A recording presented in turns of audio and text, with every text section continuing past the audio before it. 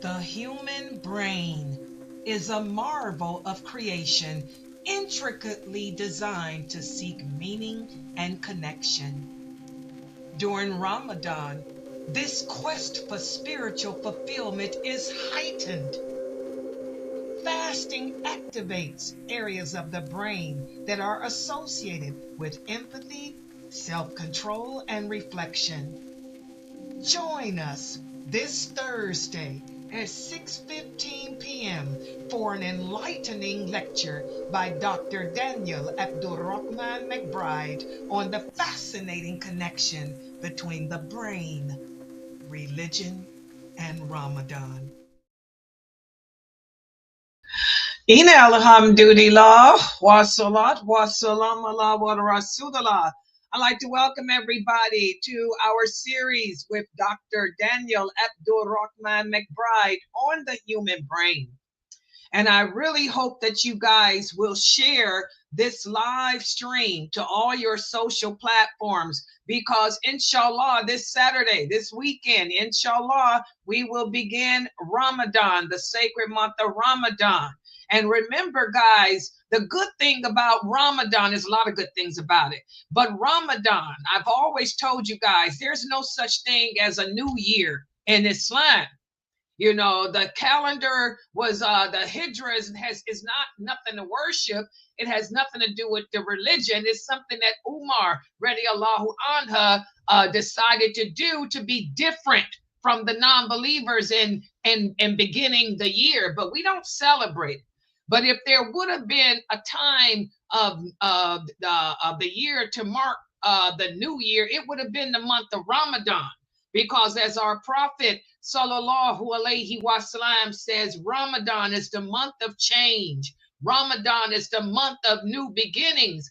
Ramadan, this is the month in which Allah shares knowledge of what's going to happen for the upcoming year with the angels.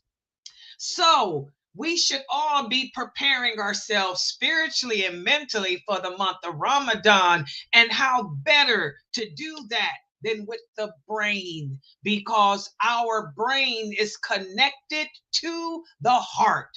And we have the left side of the brain, which is whispered to by our personal jinn. And we have the right side of the brain, which the angel of the heart tries to inspire. So I want everyone to take notes, everyone to put us on a big screen TV, everyone to share this live stream to everyone on your social media platform, all Muslims, so we can learn how fasting, how month of Ramadan impacts the human brain and how we can take advantage of fasting and this sacred month by making the most, getting the most potential from our brain. So with no further ado, I'm going to turn it over to Dr. Daniel Abdul Rahman McBride. Assalamu alaikum, everyone. Yes, Ramadan, inshallah, tomorrow night, starting this weekend. I'm really excited. And it really, like I said, this is one of my key reinforcers in terms of when we talk about right brain and left brain, and right brain is long-term, monthly, yearly goal steps achieving to achieve that big goal. And Ramadan is such a huge month to literally train in both sides of the brain. We've got short-term goal setting in terms of what I'm going to do tomorrow to get it right, or what I'm going to do later today to get it right. We also have what I would actually consider short-term. We have the whole planning of the month.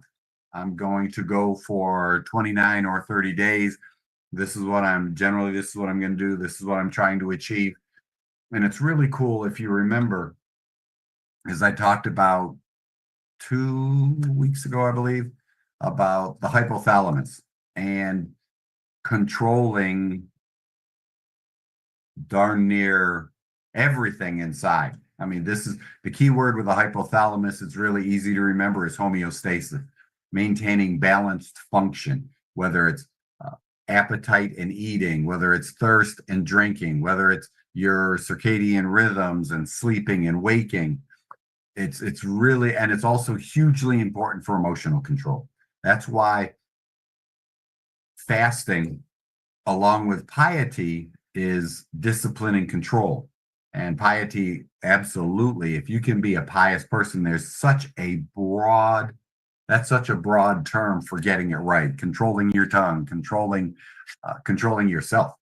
So Ramadan is a really, I'm excited. Alhamdulillah, I'm very excited about the fact that now we've got 29 or 30 days to really practice and train both sides of our brain. And it's really cool in terms of the Arabic language and going to prayer every night. The Arabic language, you can stimulate both sides of the brain with the Arabic language. It's a very descriptive language. The brothers and sisters, especially, that you absolutely have, you know what you're reading, you know what you're hearing. It's just number one, to listen to its beautiful language. So that's going to stimulate both sides. It's very verbal. It'll stimulate you trying to pick up words. That's a left brain thing. Then the rhythm and the pace of it, the tones, is a very right brain stimulation. So even if you don't know it, Allah gave us a language that stimulates the whole brain, even when you don't know Arabic. And that's hugely important, going to Taraweeh every night. Now, let's talk about, if we can, I'd like to jump back and forth between the right and the left brain. I'd like to talk for about 30 minutes tonight. And then what we can do is do questions and answers. I think it's very important now that we've had lots of talks about brain function. So let's customize it down to each one of us. And it's really cool. Some of the questions one person may have, and it's all about, oh, I don't want to be selfish. It's all about me. But there's so much overlap with other people. And then it also gives me a chance to further explain something that I didn't already answer. So please, if you have questions, write them down and ask me. And I'm going to target down very cleanly in this first 30 minutes or so, probably not more than 35, that I want to explain some stuff, lay a foundation, and then we'll open it up to questions. And please include straight, your just right and left, your hemisphericity stuff. Well, we haven't gone over Brodmann areas, but what area of the brain is involved, how to stimulate it, how to improve things, how to ramp things down, right and left. I also want you to talk and it can be both from a religious point of view, and for me, everything's based on religion, so it's always religion, but also very, like from a science point of view, or a more secular point of view, because like I said, everything for a Muslim is religious. There's this whole secular division thing doesn't make sense to me. It's all religion, our whole life. It's a lifestyle. It's not just in the house, and it's not just at the masjid. It's not just amongst Muslims. We clearly demonstrate our character, hopefully, in a good way that sets us apart and lets everyone know who we are. And that's huge. And again, that's a right-left integration and a balance. So what we'll do is I like to start on the right side. I tend to lean right anyway. The idea is, think about one of the big things about the right brain is its desire and the skill sets for socialization. And when I use the word fitting in, I don't mean being a total conformist. Okay. It's, for example, none of my brothers, there's 3 other McBride boys, none of my brothers have accepted Islam, inshallah. My mother hasn't yet, inshallah. And so it's not about just being socialized and fitting in our community. It's literally socialization. And not that I think we evolved from animals, but if you look at animals, there's a socialization for human beings, a pack mentality for animals, right? And most animals like being part of the pack. Some of them don't, obviously. I understand that. But generally speaking, especially for human beings, we are not the biggest, the strongest, the longest claws, the biggest teeth, the most aggressive. Sometimes we are probably, but if we are left alone, for the most part, we won't survive. And yes, you've got these hermits and these people that live out wherever. But understand now, human beings kind of run everything, along with running most of the earth into the ground. And as the angels asked Allah, why would you, I'm paraphrasing, why would you create something that can destroy everything else? And Allah said, you don't know what I know. It's the idea that some people, yes, they like to be out in the woods. They like to live by themselves. We hear all these stories about people surviving and all this survivalist mentality. But generally speaking, the majority of us, and research supports, we want to be part of a group.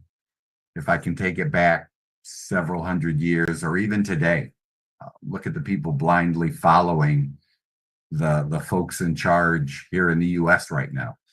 A lot of them do it because they want to fit in with what's around them. They were raised with certain biases, very little big picture that can be trained in. Literally, people just don't see the big picture. Again, the funny example was this Doge stuff, and think about how left brain that must be now. There's no socialization, there's no big picture. When you fire the entire nuclear monitoring staff because they don't appear to be doing anything, and definitely left brain. There's no big picture there. Their job is to monitor stuff and make sure there's no nuclear activity. That's their job. So if nothing's happening, it's really important, isn't it? So how do you fire all these cats because nothing's ever happened? Because they're good at their jobs, and that's why nothing happened. So you don't fire these people, right? But think about, he said, oh, well, we don't need them. Cut them loose. Well, no, we definitely need them. An even sillier example is that stuff out in Yellowstone with the national parks. They fired a guy. His main job was to handle emergencies, and he had all the keys to all the buildings. He knew it. He had it. They had it all localized into this one guy, this one person, and they fired him. And they didn't consider his job important because he's the in case of emergency stuff. So what do you do there? You don't fire the in case of emergency stuff. But if you look at it from a left brain perspective, well, he doesn't do much. Well, that's great because we want to keep our emergencies to a minimum. But I got to tell you, I want the guy guy and girl, the person who's prepared to handle the emergencies just in case. Because if they're not there, right? That's why we have firefighters. That's why we have police officers. That's why we have military. It might be a big paycheck, but it's a just in case. So we don't have fires every day. You don't cut their paychecks, right? We don't keep a fire station at half staff because they don't do a lot. Because when it comes time, I want the whole staff available at the top of their game, and I want them to be reimbursed, don't I? This attack on teaching and schools. There's no phys ed. Well, who needs to be physical? Well, obviously, the reelected white guy doesn't enjoy being physical except playing golf. And his close friend, the South African, I mean, you can see there's no right brain, large muscle skills, right? We talked about that. No right brain, large muscle skill control. It's all fine detail stuff, fingers and this and that, and small-minded, very linear, no big picture scheme at all. Very focused on something very small, and it's in a good way. You want people that pay attention to details, but a lot of times the details, the micromanager, you don't want them in charge of achieving and establishing what the big picture should be, because that left brain, when it's that far out, like the reelected white guy and his South African friend, those guys are way out there. They don't get the big picture. The only thing they focus on is, and again, a left brain is about accumulation when you get way out there, and a right brain is about socialization. So this is hugely important. They work when it's balanced, and that's really important. When you're balanced or real close one way or the other, like one of my daughters is leans more left than I do. So literally when I need stuff done and I need it done now, I literally turn things over to her when I want, and analytical when I want, but she gets very emotional too. It's really pretty cool. The idea is though she can get something done. I mean, I'm not lying. When my girl is I've got two daughters. This one is really left brain. She's the one that as an athlete she paid attention to the details. She if she knew her teammates weren't running hard enough, she was the coach always had her. She was captain her junior, senior year, I think it was in high school. And she was always the one that had to shoot the foul shot at the end of practice to determine whether they were done running or not. And if it was a great practice, she'd make the shot. If it was a bad practice, she'd brick it. Her teammates hated it because you couldn't tell her anything. That's that left brain thing. Her ideas are right. And if they had a terrible practice and didn't work hard enough, she would literally just throw the ball, hit the backboard, and walk right to the line. And everybody knew when they saw her step up what was going to happen. But again, she was close enough that she had a big picture thing. She knew her teammates needed to learn how to work hard. They needed to be in shape. If they didn't work hard in practice, they ran hard after practice. So she literally trained it into them. Again, she leaned left. So she didn't, again, remember, right? Socialization. On the left, it's that short-term goal achievement. She wanted to have a good season. That's a short-term goal. And she wanted to have a good practice, very short-term goal, right? So when they work well together, her team did well. I got to tell you, when her team clowned around too much, boom, she was out there. You can see an athlete like Kobe Bryant. This guy had to be darn near dead center. You've got a 6'5" basketball player right out of high school, played in got into the NBA, right? And again, though, his detail, his attention to detail of figuring out where his strengths were, where his weaknesses were, working on it, building up endurance, improving his shot, going to training, millions of shots on one spot, millions of shots on another. This cat had, I mean, if he wasn't dead center, I even think he might have leaned left a little bit, but he was big enough and athletic enough. He had the genetics to that the left brain, his left brain strength, trained in these exceptional skill sets because he practiced them and the detail of it all, right? Another hugely important thing, like I said, is the big picture idea. And that's really important for Ramadan. Again, like I said, one of my key points and motivations to do well during Ramadan is planning. I tend to lean right, and some of you also. I would recommend planning the next day in detail.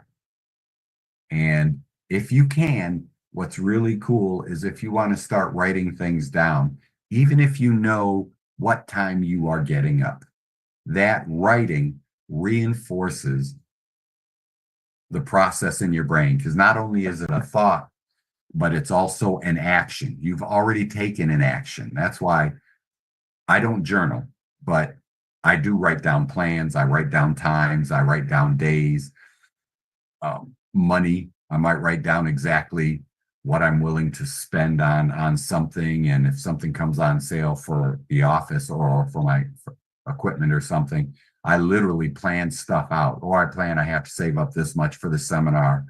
I have to have this much set aside. I plan that. Even if I know it's an achievable goal, I write it I'll write stuff down. And the more I learned about the brain, the more I started writing down stuff that I knew I wouldn't forget. I knew exactly how it was going to happen, but writing it down kind of ensures training it ensures training in that process. Not kind of. It ensures training in that process. And since I lean right, I don't want that to overtake things and I start taking things for granted again, like I did when I was younger. I didn't start planning things until all this brain stuff, and I learned how important it was to stimulate my right side and the empathy part of it. That's why I'm into healthcare. And then the left brain, I have to plan things. I have to make sure things fit. the knowledge. I have to plan my study time. I have to plan my review time. I'm not into a new course right now, but I review all my old stuff, because the more you look at it, the more you write it down, the more important it is to the left brain. And that's the detail stuff. Then tomorrow, I'm looking for excuses to do this, right? I'm looking for ways to achieve it, actually. And the more you write things down and the more you plan. And that's why I'm saying Ramadan is a really good opportunity. Whoever does the grocery shopping in your home, whoever does the cooking, they tend to plan ahead. And that's a really cool skill set. My family will tell you I'm a horrible cook. I don't plan meals. If it was up to me, it would always be toasted peanut butter and jelly. And so my standard process powder to make sure I got all my nutrients and stuff and all the supplements I take. But my kids, oh my gosh, 3 of the 4 all cook. So they literally, you can see they plan a little bit better than their dad did at their age. And like I said, my one daughter plans a lot better than I did when I was 20. How old is Khadijah? She's 26. She'll be 27 this year.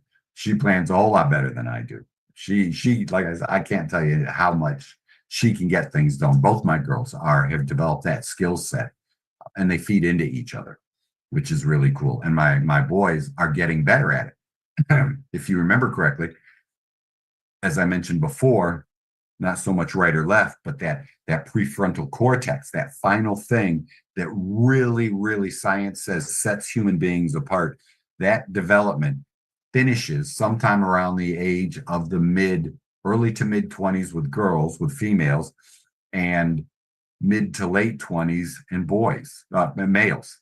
And that's, so you can see it. And my boys are starting to come into their own, and my girls came into their own a little bit sooner. It's really pretty cool that has happened. And again, remember, if we can, jumping back to right and left, think about what happens if you tend to be left brain now. A strength is very linear, very pattern oriented, very short-term goal achieving. Well, left brain people tend to be more accumulators. They tend to accumulate stuff. Right brain people, hopefully in a good way, accumulate stuff. And hopefully for the right brain, they tend to accumulate relationships. This is the EQ side, and this is the IQ side. That's why a lot of people, it's really interesting. And you can see it in kids. And you can look at your children or grandchildren or neighbors' children, whatever you'd like to do. If you see them over a course of a few years, strong left brain kids, they might read earlier, they might speak earlier, they will be very literal in their, well, all little kids are usually very literal. Right brain kids also seem to be very intelligent, very coordinated, very athletic, where left brain kids aren't so much athletic, but they are very verbal. They come off as very intelligent. Oh, my child read at 2 years old, but they didn't start walking until after, say, 12 months plus, like say 12 months, 14 months. That's that you start looking at 14 months as kind of a delay. It used to be 14 months was considered a big delay. Now, like I said, the CDC, I think it is, they changed all the parameters because so many kids are starting to be delayed on a lot of things. They're saying milestones aren't important, when milestones are your first indicator that something might be wrong. And then if there's an imbalance, understand these milestones are important, and they're pointing towards problems later on in life. Okay? So it's hugely important, as I sidetrack, it's hugely important that milestones get paid attention to. So now you've got a right brain person, right brain child, and it's evident they tend to be more coordinated, more, a right brain child will crawl better. The right brain child will get up and walk better. The right brain child will have, believe it or not, a right brain child will have more muscle tone. A left brain child may read early, they'll sound really intelligent, and it's a great thing. But what'll happen is as they stay more on the left side and less right brain development, if left brain kicks in too early, they may not be good crawlers. They may shimmy or they may scoot on their behinds. Those are terrible things. If they scoot on their behind, then they move up to walking, they miss crawling. Huge, huge issue. You better understand with your kids, and if they didn't do it, it's not too late. If you didn't do it, it's not too late. What you do is you literally get back to crawling. And there's real cool research that shows crawling actually improves math scores, even in adults. But crawling integrates both sides of the brain together. First, you're scooting, commando crawling, normal. Then you tie in almost like a lizard where the same side is moving all the time. Then you get to cross crawling, where it's left hand, right leg, right hand, left leg. And those are huge steps to take. And now they're up. They've already trained in the opposite body movements, right? Hugely important also to your balance centers and your vestibular system with this opposites and this control. So now the right brain kids are a little more coordinated. The left brain weaknesses, the left brain lack of muscle tone, the left brain coordination. You can see it, like I said, in our reelected white guy and his friend. When you saw them dancing next to each other at that dinner to the music, it wasn't the beat that was off. It was their muscular control. If you see those memes or search that stuff up, you can see how awkward they look. I mean, if we can say races, they embarrassed the whole race by their lack of coordinated movement, didn't they? But again, that's a left brain thing. And they clearly demonstrate these excessive, I'm not criticizing left brain because left brain it's important. But when you get way out here on the excess and every thought you think, then you think, that's the best thought ever, and you're never wrong. You run down that light, that lane until the very end, and you try to get through farther because you think it's right, even when you miss the big picture. Okay, huge problem for those two, and so a lot of the people around it. And back to the right brain now. You got big muscle control, you got coordination, you got empathy, you got socialization, you're accumulating good relationships, hopefully, as compared to the excessive left brain, they're accumulating stuff. And you can see how that's a huge problem. Now, picture bringing that together in Ramadan. Allah has blessed us with 29 or 30 days of literally trying to integrate both. I'm already thinking about what time I'm going to get up on Saturday morning. I'm planning on what we're going to eat. And it's a huge point. Try not to overeat at breakfast. It's not the time to get excessive breakfast, excessive dinner. Okay. It's literally Prophet Sallallahu Alaihi Wasallam in so many different ways has told us it's the middle of the road, right? Remember, even during Ramadan, we've got 1/3, 1/3, and 1/3, don't we? With your meals. It's get all of your fruits and vegetables, those are considered carbohydrates, right? The complex carbohydrates. Get all of your fruits and vegetables, get all of your proteins, and then if you need to, leave something for sweets at the masjid or the rice or the noodles, whatever the masjid you go to, the different cultures. It's really cool, especially down in South Florida. You have several large grouped communities, and going amongst the masajid was really a joy down there. But it's really important. I would recommend, and if you can, take this month. If you've always wanted to do something, it's not your primary goal, but Allah has given us an opportunity to really start gaining control. If you can, go after the fruits and vegetables first, or have your dessert as a fruit, right? But go after the veggies first on your plate. Get that salad, because most of the masajid have salad. Then they have the rice and the meat and maybe some macaroni and cheese or noodles of some kind, something in gravy, something in a sauce. But really load up on the salads and the protein and whatever vegetables you can get, and try to spend this month training it in. Allah has blessed you with this stuff, blessed us with this stuff. So now's a great time to train it in. And like I said, start tomorrow. Talk to your spouses and talk to the kids.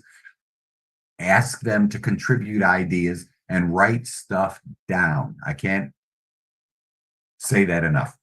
Write stuff down that Saturday morning, this is what we're going to have for breakfast. Saturday evening, this is what we're going to break fast with. Saturday evening, this is the this is the masjid we're going to go to. Sunday, this is what we're going to do. Monday, this is what we're going to do. Like I said, people that usually prepare the meals in the house are really good at that because they'll start planning their shopping. They'll know boom, boom, boom, boom, boom, boom, boom. I still have to pick up the dates. I'm really upset with myself. I still have to pick up my dates. And now I'm focused on my dates, aren't I?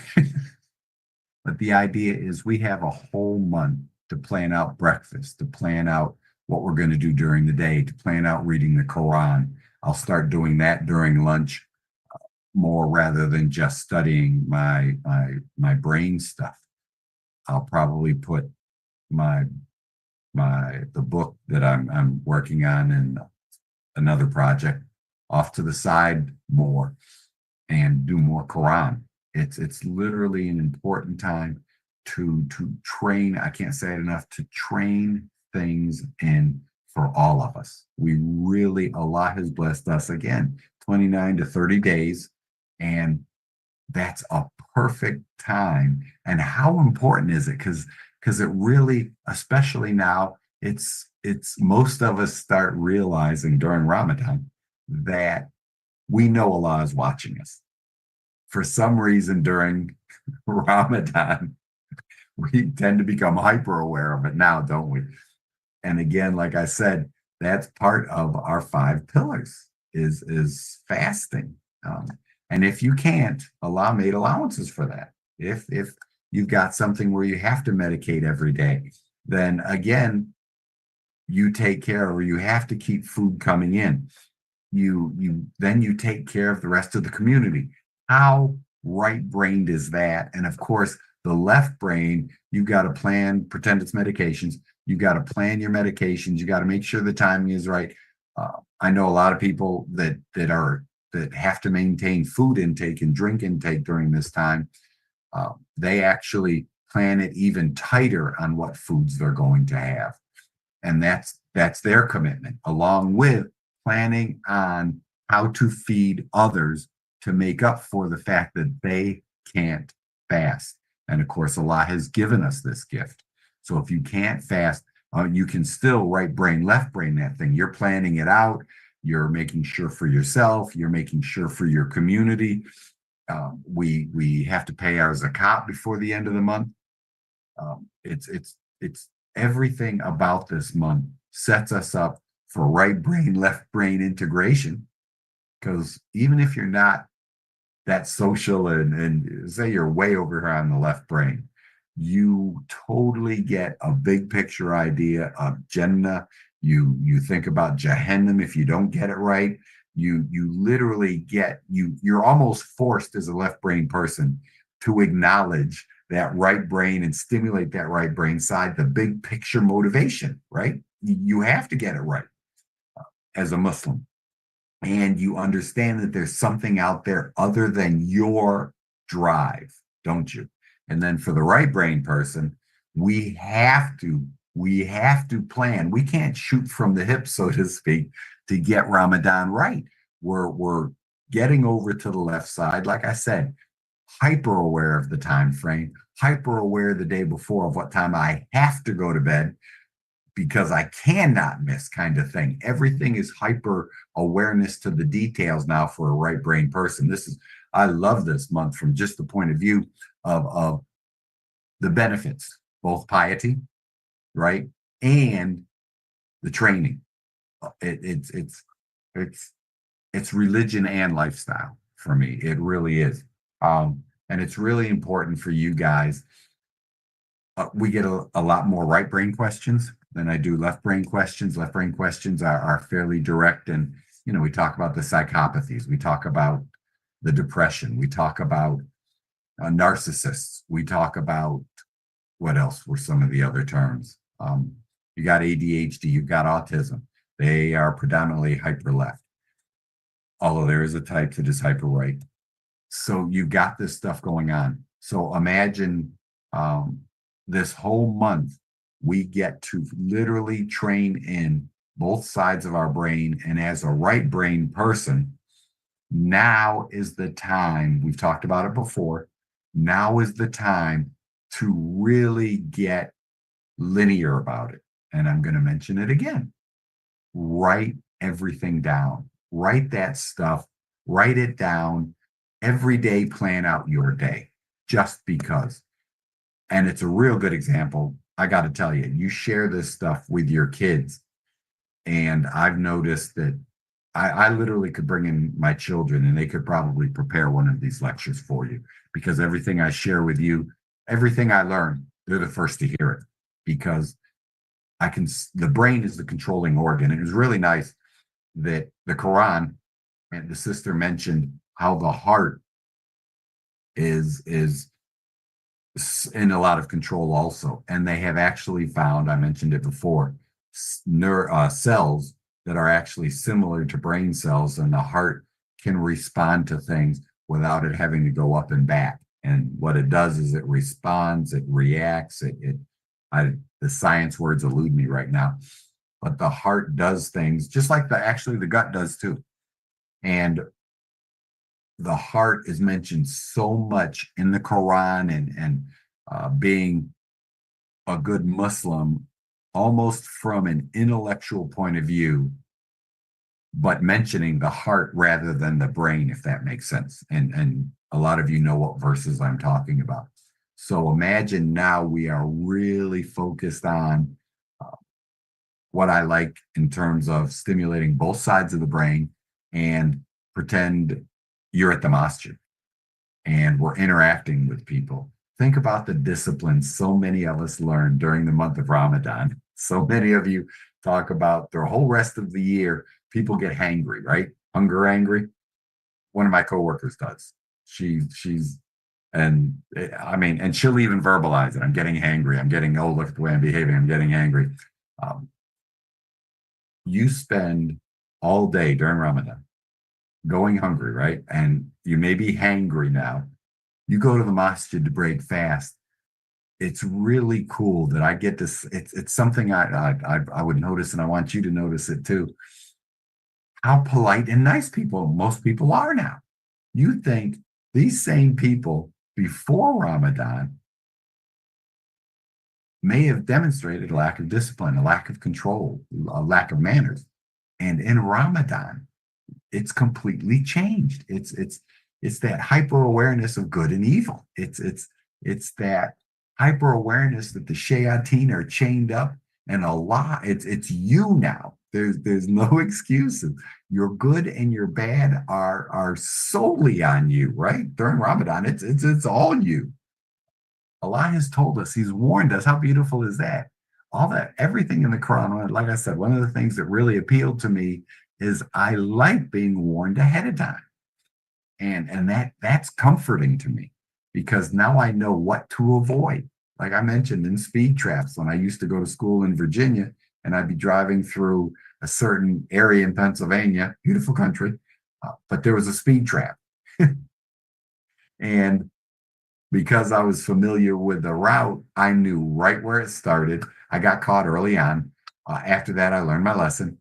And as long as you know the rules, you can prepare for things and you can avoid things. And if you decide to speed through, it's your fault if you get caught. And now you're mad at yourself. Allah warned us about everything. And then things like Ramadan, He blesses us with these things so that we can actually earn extra asana, and it trains us. Like I said, I talk to my patients all the time, and they know. I know, Dr. McBride. I know. You want me to train it in? It's true because, like I said, with this stuff, even with my lectures, if I'm boring, if I'm exciting, if I'm interesting, you still learn something. And as adults, we we have to remember that we are always learning. And that's, I got to tell you, being the right brain I've trained in my left brain, so I know it works. If you're a left brain, realize that you're very linear. Realize that you're good at pattern seeking and finding and working it out. Realize you probably love video games, but be smart enough, literally, because your left brain, usually the high IQ, high EQ, be smart enough in a relationship, for example, be smart enough to pay attention to your spouse and go at it from a selfish point of view because you want them to be happy with you and make your life easier. It's in the non-Muslim side of things, I always talk about happy wife, happy life. It's also happy spouse, happy life, right? You've got a cranky husband. I mean, life isn't happy. They tend to be louder than you, so you're going to shake up the whole house, right? The idea is that, especially now, because you're hyper aware of all the good deeds you want to earn and blah, blah, blah, blah, blah. And people tend to really, honestly, at the masjid, I'll see it all the time. People tend to be nicer during this month. And that's something you can actually try to train in to make you a better Muslim within your community, within your household, for your family, at your job. And if you're a right brain person, understand we tend to procrastinate. We tend to put things off. You may be very emotional. You may be very fearful. Start writing things down, planning tomorrow today. Well, that's the title of the book I read. But planning tomorrow today will help train in that left side. Now's the time. Train it in to be more logical, to be less emotional. If you train it in now, oh my God, I'm worried about tomorrow. Oh, write it down. What am I going to do it when I get up? What time am I getting up? What am I eating? What am I preparing for my family? My son surprised me the other day on Monday. My younger son has come back up here, and we got up to fast. I heard someone in the kitchen before I got out of bed. And I thought, wow, that's a shame. My mother didn't sleep well. And I knew what it sounded like. It was on the cutting board, cutting up something. And I figured fruit, making a fruit bowl. And I thought, wow, that's really nice. Mom couldn't sleep. So she knew my son's name, Abdurrahman, and she knew Abdurrahman and I were getting up to fast. So she's making us fruit bowls and stuff. I got out of bed and it was him.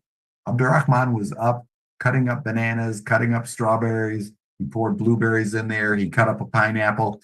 We had a fruit bowl. I'm kind of first thing in the morning. I boiled a couple of eggs the night before so that we'd have our protein.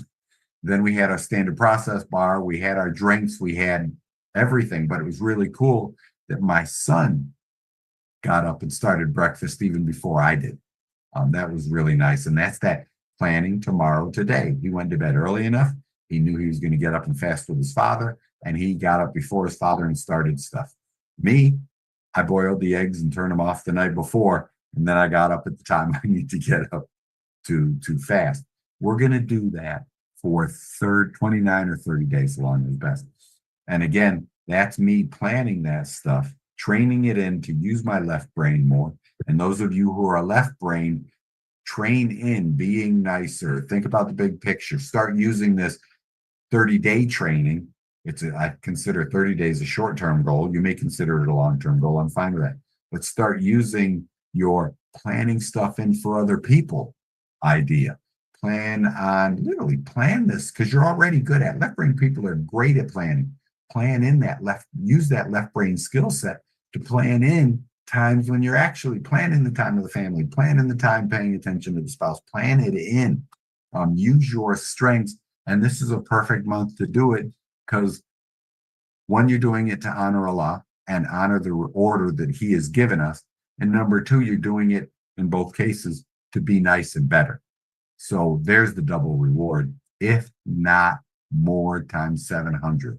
That's what we're told, right? So that's why Ramadan is, for me, it's such a beautiful and perfect month that Allah has set aside for us. Another example of the perfection in terms of what Ramadan does for the brain, what Ramadan does for us as individuals spiritually in our hearts and our minds.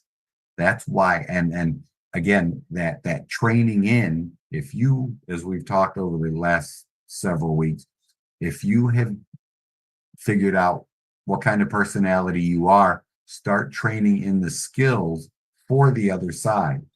And I would also recommend, I wanted to throw these at you. If you haven't already written them down, right brain colors. You can also use these to stimulate the right brain for left brain people, to stimulate the right brain while you're trying to be nicer. The right brain is really sensitive or stimulated by green, blue, green, indigo. Those are some big colors for training in the right brain. So maybe you don't have to go to the extreme of spending $7 on Amazon to get blue tinted toy sunglasses, but you can. But think about that. And for all you us right brain people, to stimulate the left brain stimulation is going to be red, orange, and yellow. And one of the things you can use while you're cooking is turmeric, bright yellow, right? But red, orange, and yellow are great left brain stimulations. I would also like to remind you, if you're going to sniff things, remember, smell doesn't cross over. What you're going to do is right brain stimulation, right nostril, left brain stimulation, left nostril. And I also wanted, and as couples, as family members, you can literally, if you're trying to stimulate more left-brained activity, husbands and wives, for example, you guys should have already talked to each other about this brain stuff. What you want to do then is, if you know your spouse is right brain strong, right hemisphericity, emotional, social, everything on the right side, sit on the right side. Because when you talk, the right ear, tends to fire across, and the left brain helps focus. Yes, it crosses through the right. There'll be a little right brain stimulation. And of course, that makes sense because that's going to figure out, the right brain is figuring out what it means from the left brain saying, these are the exact definitions and these are the exact words they use. The right brain is like, oh, what was the facial expression? What was the tone? What's the why behind this? Does that make sense? But you can sit on if you're stimulating if you want to stimulate the left brain of a right brain person, sit on this right side of your spouse, put your hand on their shoulder, rub the shoulder, rub the back. That'll all cross over and stimulate the left brain. Stimulate the right a little bit, but stimulate the left brain while the words follow suit also, and just the opposite. If the spouse is strong left brain, they're very linear, they're very literal. Engineers stereotypically are left brain. What you're going to do is sit on their left side, rub the left shoulder, rub the left neck, talk into the left ear for the same reason you're stimulating that side, the opposite side, that right side. Also, remember, vision crosses over a lot. Not totally, because both sides of the brain need to know what's out there. But vision also crosses over. So as the spouse looks over, it's going to be left corner of the eyes, medial and lateral, left corner of the eyes, stimulating the right brain. Now I want the right brain person to stimulate their left side. So you're sitting over here, and now the right corners of both visual fields are now crossing over. Does that make sense? And you can listen to this again if I went too fast. But those are all things, along with writing it down. Left brain, write down some good things you're going to do. Right brain, write down planning the day. Does that make sense? Those are huge, huge pieces of advice. And I use them. And I push my kids to use them. I don't push my mother to do anything. So if you have any questions now, please feel free to ask. Oh, that probably went about 40 minutes, didn't it?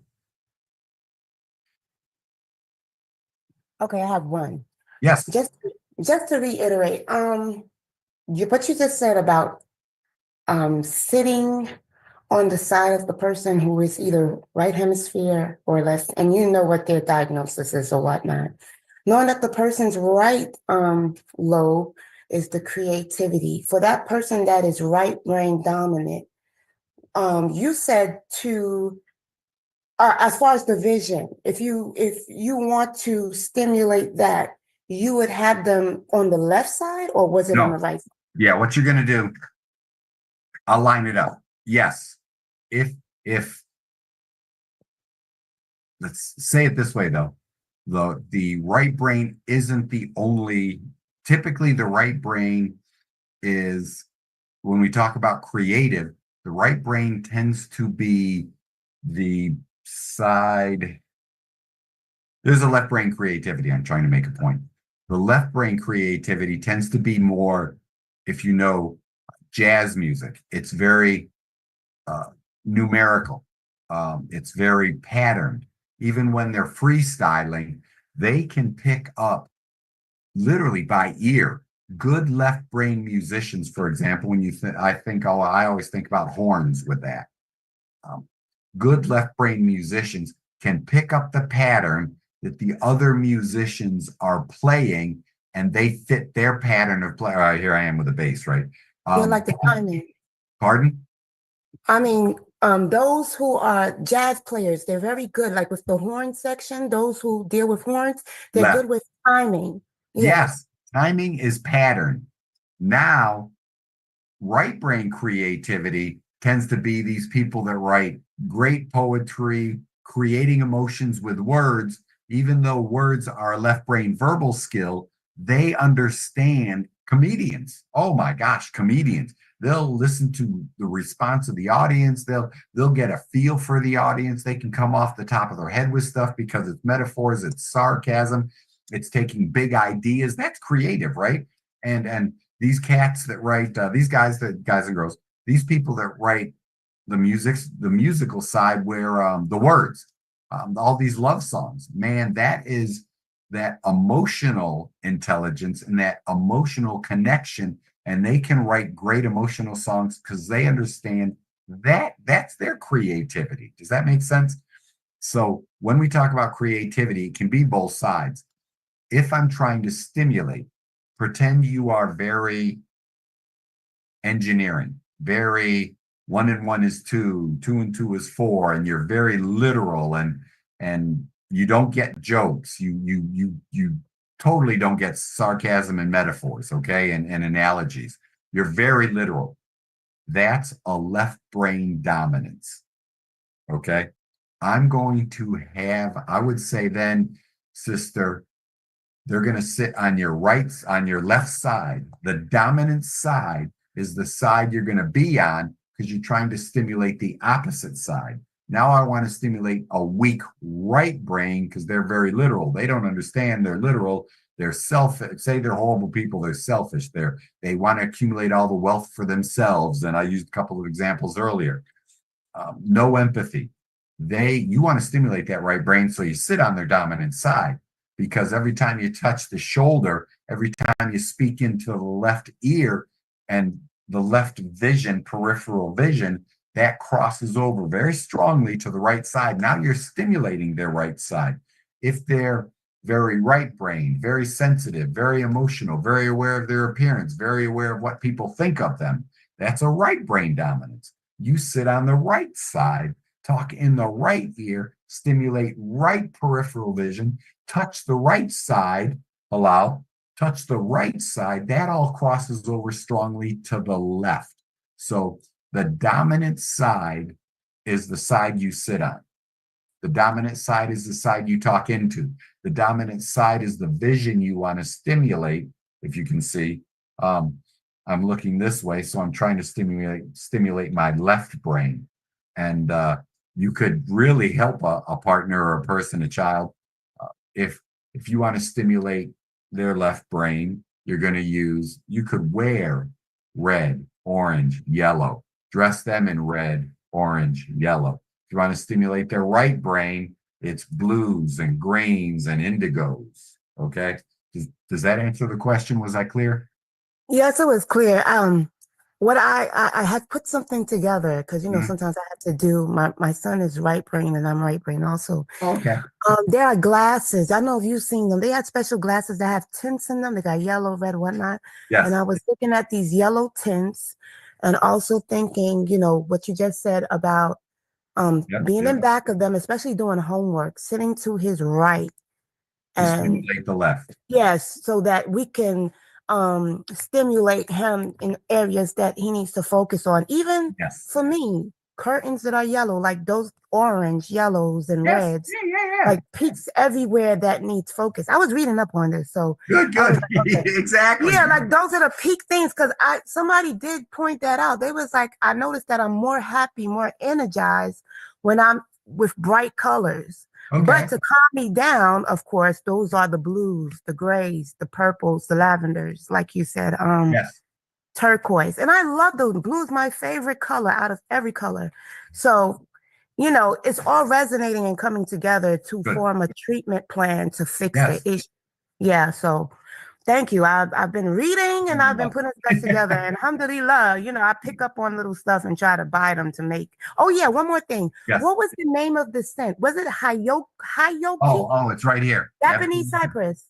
It, Yeah. yes, Japanese cypress, Hinoki. Mhm. So you would burn this put it in the No, I don't water. burn anything. Okay, just in the I don't burn diffuser. anything. Um, there's stuff. I used to be a big fan of candles. I like the Okay. scent of vanilla, very calming, all that stuff. I didn't like lavender, so I went with vanilla all the time. Um, then I started reading all this research that people and some people get excessive with candles and they'll burn stuff like lots of it. The problem with that is you're creating smoke in your home and you're burning wax. There's a lot of research that it's coating your sinuses and your lungs and it could interfere or cause irritation. So I stopped burning any candles. I go Okay. with just oils and uh like it's a shame you can't smell it. I love this. It's almost a evergreen or pine smell. And Okay. it really, and again, think about there was a real cool research study. They used 60 different scents in a variety in a diffuser that rotated through smells. And they used 60 in the first study to check on dementia, and they thought they had a great hypothesis, and it worked. It improved cognitive function. They used a control group that were considered neurotypical, no issues. They used mild cognitive impairment and severe cognitive impairment. And all three groups improved. The problem was, how do you get somebody with cognitive impairment to remember to do this? So then they narrowed it down to 7, and the authors said it doesn't matter what 7. So they narrowed it down, and to the 7, they decided rather than make it a conscious decision all day every day, would it work with the same, because your brain's still on, would it work if they did it at night? So I'm a big fan of diffusers, not candles. And this study showed 7. They loaded it up during the night, and they got the same results. All 3 of them improved. The biggest surprise was, of course, the people that were tested as normal, the control group. They improved. It took them longer to gain the same improvement that the others did, percentage wise, but they did improve. So smells are hugely important. There's also in a list, see if I have a book here. See if I have a book here. There are right brain and left brain smells. And let me see if I hurry, be patient with me. Let me look up smells. If it's listed that way, that's what I'm thinking. Sensory processing, smell and taste issues. No, where's the list of smells? I'm sorry, I don't have it right here.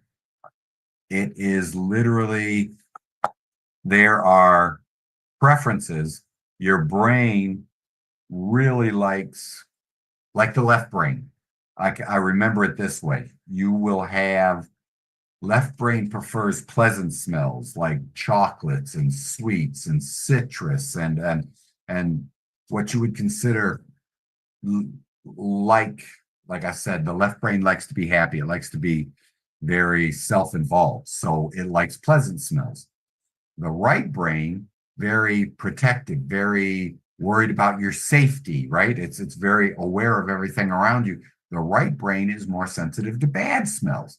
Burned wood, I remember, is one of the bad smells. So if you get a cologne that's scent that is labeled burnt wood and oil, that's more of a right brain stimulation. But if you're more right brain already, then you may want to stimulate with chocolate, strawberry, orange, things you find pleasant.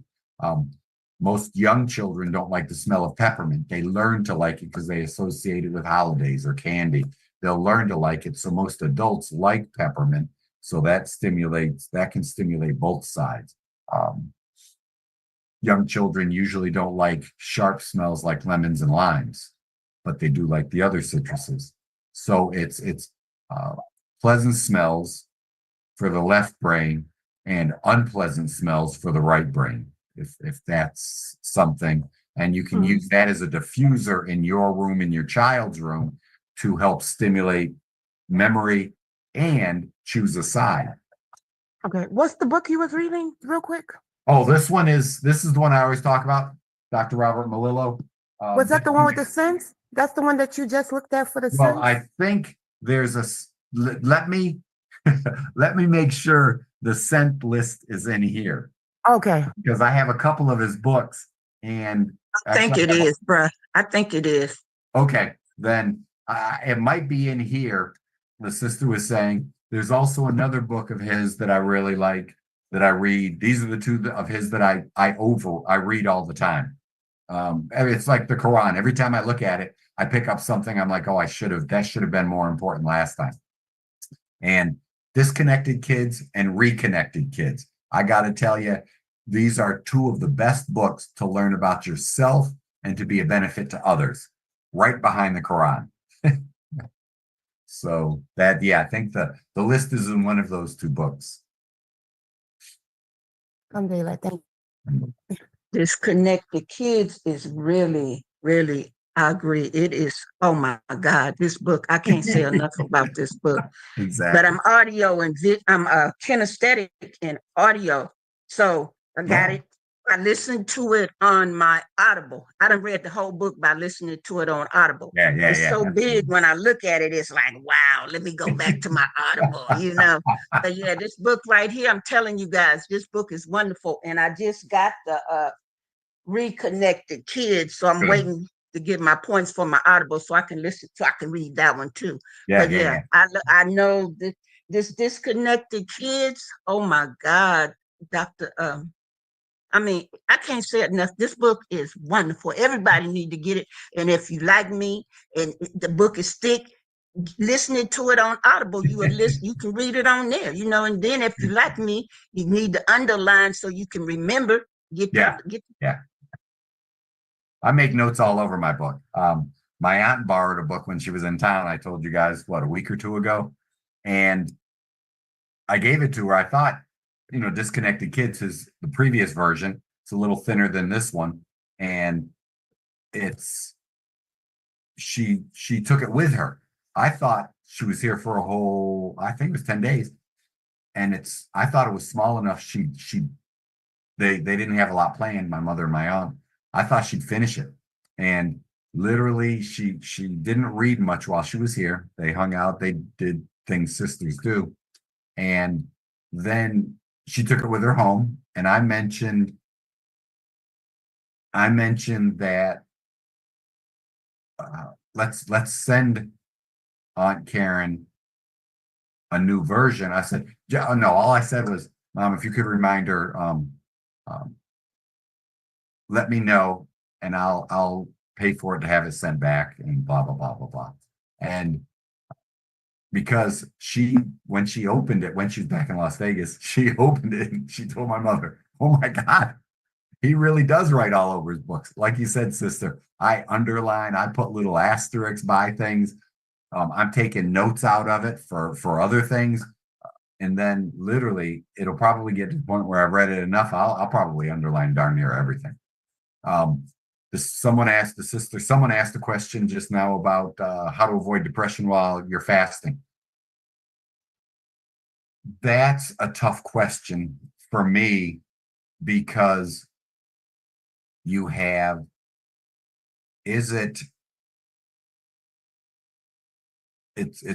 that's tough because is it normally you tend to be more right-brained and you might be more on the sad or depressed side, less initiation.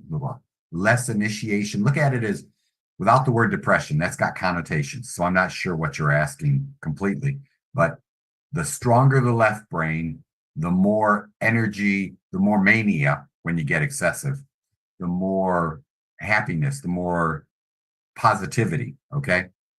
On the right brain, if there's an imbalance, then there's more fear, there's more depression, there's more avoidance behavior. That's self-preservation, believe it or not.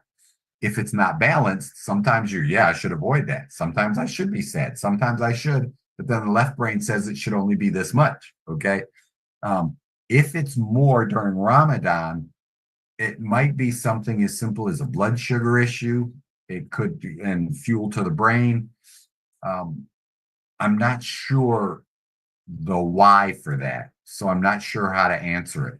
I would go with, if I can give you superficial answers, again, I would go with smells to stimulate the left brain. You can do left nostril stuff.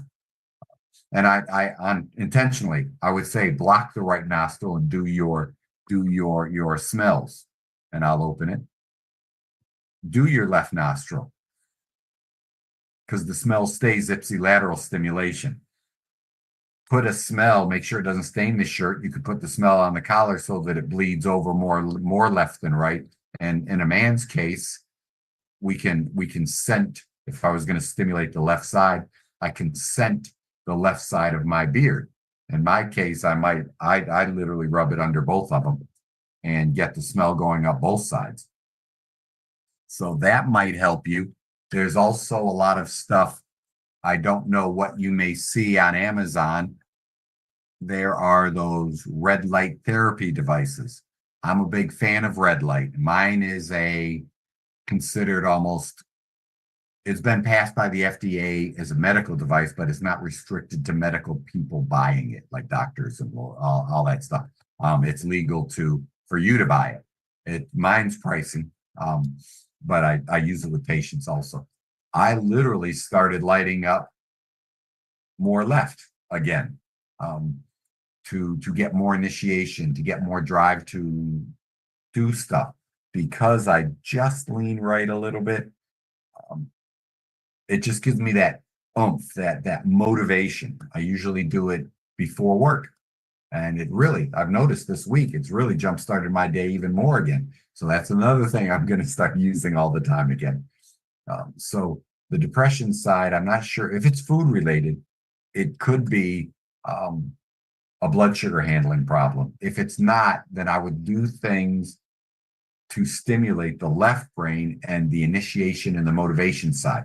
Because depression is not only, but one of the main things, it's a lack of motivation, right? It's a lack of getting things done in the sense that you're going to push through any setbacks that may depress you. If you're strong right, a setback may, there it is again. And the left brain, no, there's frustration, there's motivation, there's initiation. So I would recommend nice smells that you like. I would recommend left brain colors of red, yellow, and orange. They may help. And it could be in your clothing. It could be things on pretend you work in a cubicle. Put red and yellow and orange, and you start using bright yellow and bright orange sticky notes, things like that. All these little things, believe it or not, will accumulate and train things in. And then the fact that you're making an effort to do it, if you can remember, right? If you're making an effort to do things, write your notes on sticky notes. stick it up bright orange, bright yellow. And that'll help also stimulate the left brain more. And then, like I said, whatever smells you like, do it through the left nostril. Okay, there's a question that says, when bulls see red, Oh, they charge. Are they, I guess they meant, are they left brain animals? Or, I don't know, are they left yeah. brain animals? Yeah. Well, what you do there is you could actually almost say yes, because if it's a natural thing and it's not trained into them, then what happens is, think about it. If they're going, it could be a right brain survival thing, right? Then they're gonna run over whatever that red thing is for some reason. Red is a stimulus to them. The part that makes me question and think it's been trained into them is a lot of animals are actually colorblind. And it may be the movement, or maybe bulls are good with red colors. I'd have to search that up. But it would be, remember, red being a left brain color. If they can see the color and it's not just the movement and they train this thing in, then it's probably the initiation, not so much getting mad at someone. I mean, how upsetting is this? For an animal to react that aggressively, to think it has to defend itself, it's a fight or flight response. And it could be so much fear, not anger, but fear they trained it in. And fear is more of a right brain thing, believe it or not. So even though the color is red and it's a left brain color, it could stimulate a fear response. And bulls, rhinoceri, I guess, elephants, when they get that afraid that they decide they're going to fight, they become overtly aggressive, don't they? So it's hard to tell with that question. I don't know enough about the animals to define whether they tend to lean right or lean left. It's a really cool question, because you're totally making the right pairing. Yeah. Okay, the next question is, how do you train the brain not to stop doing a good deed? That's a great question. Yeah, because you don't want to stop that stuff. The big thing for me is a couple of and verses, a couple of hadith also about, and overlapping verses that talk about, it's the repetitive actions. You don't, for example, charity. The Prophet Sallallahu Alaihi Wasallam was even more charitable during Ramadan than the other months. And then we talk about, outside of Ramadan, the Prophet Sallallahu Alaihi Wasallam did more fasting in the previous month. You know, there's lots of those examples. So with good deeds, what you want to do, for example, charity and donations, you, rather than giving all of your money and having nothing and then being a burden on society, we give it like on a regular basis. Alhamdulillah, I had the opportunity I just donated the other day. Rather than waiting for Ramadan to get here and getting even more, I made a donation the other day. There was a request, and I could. And inshallah, I'll continue to do that. And there are bunches. There are many opportunities for good deeds. And if it's not money, if you don't have extra food, if it's whatever, even a smile, how great is Allah, alhamdulillah, that even smiling to our brothers and sisters is charity. Smiling to your family members. It should start in the home, right? And then it goes to the neighbors, and then it spreads out to the whole community. It's those, again, for me, it's thinking about the big picture. And the more I talk to you all, and the more I think about these, trying to prepare, and literally I try to prepare lectures where I can conversate and not literally try to read, because then I get locked in, and I'm probably very boring as a reader. The idea is that thinking about this stuff and talking about this stuff all the time allows me then to be more aware of it, more conscious of it. And I think about all the benefits that can be had by smiling, by being nice, by donating, by being clean and setting a good example for our non-Muslim neighbors and co-workers and stuff. Imagine, alhamdulillah, if someone liked what you represented so much that they accepted Islam based on character. We've heard it happens. Imagine the character, and how many times do we hear about the character of the Prophet Muhammad sallallahu alaihi wasallam? The character of even the biblical Jesus, and a lot of them will emphasize the love and the peace and the turn the other cheek stuff. That's a cool representation, even though the big picture is misrepresented. It's the character, the love that we express. Those are all good deeds. But for me, it's literally talking to you guys all the time, keeping it fresh in my mind. If you're a right brain person, imagine you write down the night before, I'm going to do this at least once today, or I'm going to try to smile more all day long. Write that down before you go to bed tonight, and it'll be locked into the brain. Think about it. You write it down, and you don't go, oh, it's just there. I'll make notes and slide them into the little clasp for my cell phone. That way, the minute I grab my phone and look at it during the day, I've got this paper that reminds me of the note that I wrote on it. If it's a phone number, if it's something I'm supposed to do the next day, if it's like I said, I might make a note to myself to include in the book and all this stuff. Make it by writing it down. This research, writing it down is makes it important, because that's the first. You've already taken an action step, if that makes sense. So to this idea of the big pictures, I want to do more good deeds. I don't want to forget. I don't want to not do them. So write down, not just I want to do a good deed tomorrow, but write down, I want to smile. I want to say good morning. If you're in an Islamic environment, I'm going to salam everyone in there. I'm going to walk through all the way to the office and salaam alaikum to everyone. That kind of thing. Write down what you're going to do. Be real specific about it. Because along with being a right brain and a big picture thing, the right brain is the side that does not put a time frame on it. It doesn't have what we call temporal awareness. It's aware of everything, but it doesn't timestamp it like the left brain does. And then the left brain is where we generate our action steps. So by deciding I want to do good deeds all the time, now this is the good deed I'm going to do tomorrow. These are the good deeds I'm going to do tomorrow. You may even have an opportunity, like, I know I'm going to bump into this person, or I've got a meeting, I've got this. Let me make sure I'm on time for the meeting. That's huge. Be polite, right? Respect each other's time. Show respect to one another. Be prepared. Compliment someone.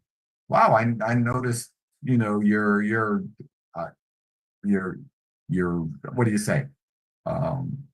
Brother, you look like you've lost weight. I'll tell my patients all the time, are you trying to lose weight? And invariably, because I see him on the table as a chiropractor, right? And what I see on the table, if I think they're losing weight, I say it. I say it right away, because it's motivating. And even if I'm wrong and they say, no, I'm not trying to, I would say, then I don't take it back. Oops, my mistake. Oh, that's not very nice. I literally tell my patients, wow, it looks like you are. Good deed, right? And then in my scenario, I'm also encouraging, but I don't lie about it, because if they put on 20 pounds, the last thing they need to hear and think is I'm being sarcastic, right? So if you notice something good, comment on the goodness if it's appropriate, right? I generally don't comment on my coworkers' appearances. I think that's kind of inappropriate, right? So, and I tend not to comment on patients' appearances generally like that. I'll comment on what is oriented to healthcare. But literally write that stuff down and make it, if it's something you have to do. These are habits I've developed and I've tried to form. And at a time, there was a time I didn't do it. So if you want to encourage good deeds coming from yourself, start by writing, and train it into your system. Literally pick a time. It's 8:30. I get to the office at 7:30. Every time I go into the office, good mood, bad mood, the first person I see, I'm going to smile at and say Assalamu alaikum. The first person I see, I'm going to say good morning. It's great to see you. I use that phrase a lot. It's important. And you could pick that time. The first person you see at the office, I'm going to say that to. And that's how you train that stuff in. And the more you do it, the more part of you it becomes. Long explanation. Hopefully you're still there.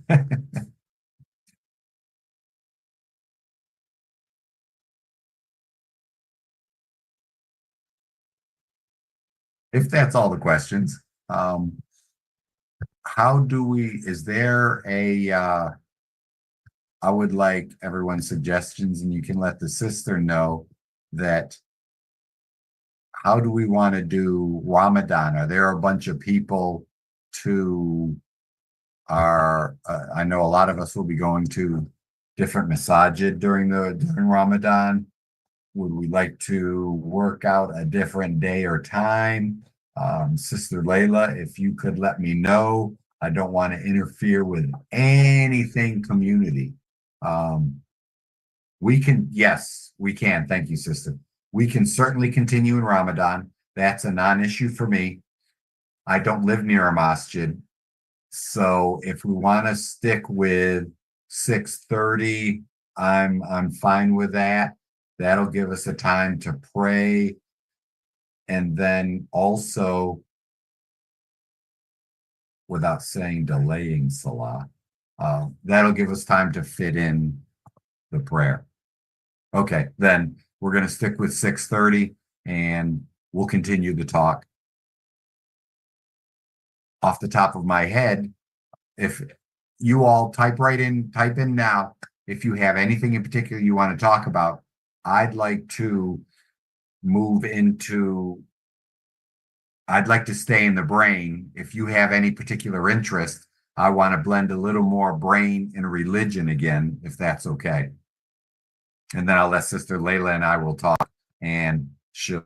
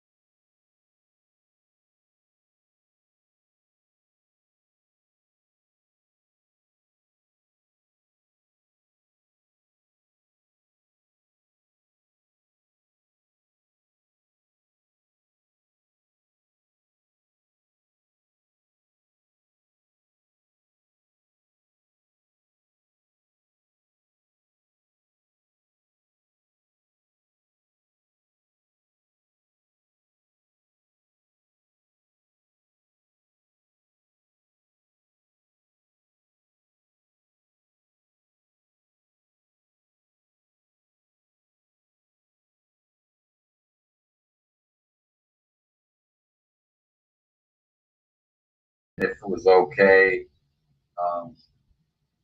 one of the brothers might break away, hopefully getting Hasana, because he was trying to quiet the children down for the other people that were praying.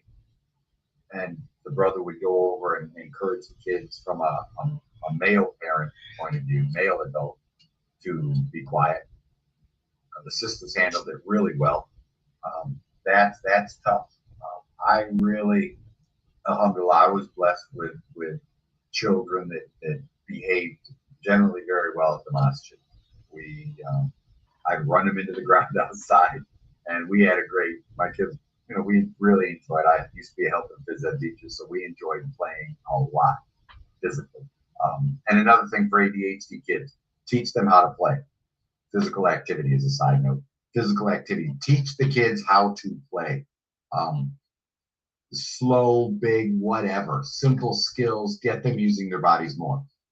But parents, literally, run your kids into the ground before they get to the masjid, because they're going to be excited to see their friends. And all of their friends are there. They should be excited, energetic to get to the masjid. The new masjid in Boca and several of the masajid down there have built up big facilities that have outside stuff. And like I said, the sisters that aren't praying may sit outside and continue to enjoy each other's company while they keep an eye as a community on the community kids. And it's really, that's it's a fine line for us, because we want them to be excited to go to the masjid, but then we don't want to threaten them all the way there to be quiet, because when they get there, they're no longer happy to be there because all they're worried about is the punishment. As adults, maybe it's a test for our patience with our kids, but don't be the parents and the kids that just don't think about anybody else.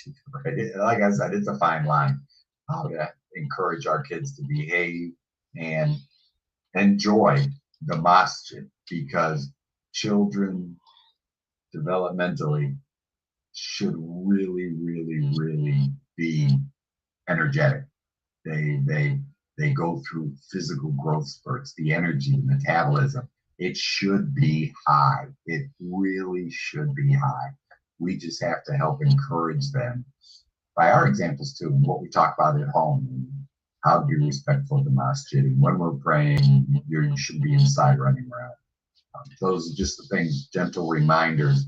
If we do have ADHD kids, I know there's developing a big movement. I'm trying to find some way to get involved myself with the ADHD stuff in the Muslim community. A couple things have hit my Instagram, and I'd really like to help work on these ADHD programs, because that's my Malillo stuff. That's a lot of my training and all this brain function stuff, right? So as parents, we want to, again, train it in as much as we can with our kids before we go. Let's be excited. I can't wait to get to the masjid. Oh my gosh. And you're going to be a great kid, behave, and still have a great time. Whatever that sounds like for you. But that's what we do. Alhamdulillah. Okay, guys, mashallah. So we're going to keep this going during Ramadan. I agree. It's great, because we're all going to need this, especially the kids. Because, like, remember, any kid that's 6 years old and older should be fasting. You can determine if it's for 2 hours, if they're 6 or whatever. But if they're 9 and up, they should be doing a whole day, because puberty hits at 9 for a lot of girls and boys. So we're going to keep this going. And inshallah, guys, I want to thank everybody for joining. I will try to put the shorts out by tomorrow for this. Yes, my class, as I put there, because a lot of you were asking, the fasting for the chronic illness. I'm not going to do the Hasidic Tafsir tonight, because I'm trying to prepare you guys. Ramadan will probably be starting on Saturday. We'll probably start fasting Saturday. So I want to go over chronic illness, the ransom. We're going to talk about the ransom today. And so that's going to be at 9:30 p.m. Eastern Standard Time. So make sure you guys log back in after an hour, so we can go over who's exempt from fasting, the ransom, and what is considered a chronic illness, and the elderly. How do we deal with the elderly? All right, so we're going to log out for now, and inshallah, we'll have Dr. McBride back here again next Thursday. Subhanakallahumma wa bihamdika, ashhadu an la ilaha illa anta, astaghfiruka wa atubu ilaik. Assalamu alaikum. See you guys in an hour.